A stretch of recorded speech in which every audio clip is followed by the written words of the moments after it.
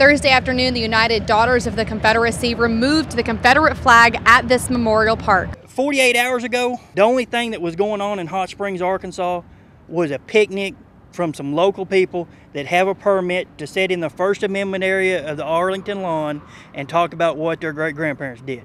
24 hours ago, a certain 9/11 pretend to be news person started a rumor that there was a Klan rally. And now there's rumors about counter-protests and stuff like that. Yes, now there's out-of-state communists that are supposed to come in to fight the Klan, and then to fight the communists, there's some Nazis supposed to come in to fight the communists, and then somewhere in the middle there's supposed to be some black organizations that may or may not show up. I haven't heard any confirmation about that. As far as I know, it's just a bunch of white people wanting to sit around and argue about who's right and who's wrong. And ultimately, we all got the First Amendment right to disagree with each other. I don't really like the skinheads, but hey, they got a constitutional right to be just as ignorant as they want to be. I don't particularly agree with everything in the Klan, but they got a constitutional right to be just as ignorant as they want to be.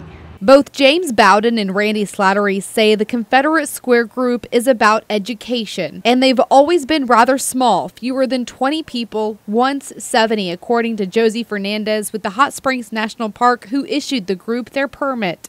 In national parks, we take it very seriously, the Constitution and all those rights protected in them.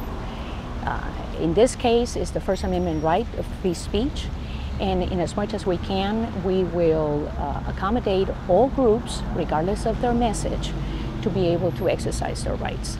I expect that because this has gotten higher visibility, that more people will show up, pro and against the expression of their First Amendment.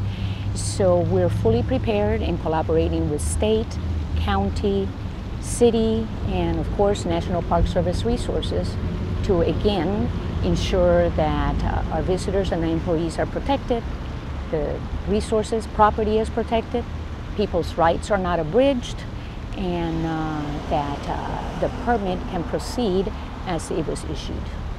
What are you expecting? We don't know. We don't know. We've heard there could be multiple groups here, large numbers of people, but we don't know. Several groups who had planned to counter-protest have decided not to show up. The Democratic Party of Garland County canceled their No Home for Hate event, saying they don't want to provoke a violent situation. And Indivisible Little Rock Central Arkansas canceled their counter-protest, saying there are ways to oppose hatred without putting our members in harm's way. Some counter-protesters may still show up. I would encourage people, if they want to come peacefully protest, do so, but if your intention is to destroy property or act violent towards other people, don't come. Anyone that does act violent, destroys property, or violates the law will be arrested immediately, and we will prosecute them. Otherwise, if there's any concerns for safety with this rally, then I would encourage people just to not come to the rally and stay away from the downtown area.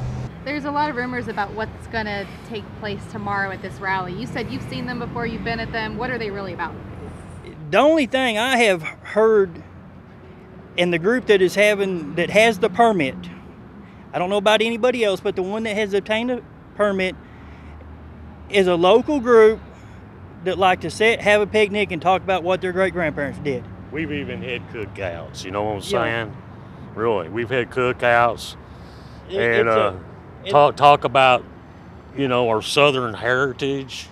Nothing about hate, nothing about the Klan, nothing about Nazis, all right?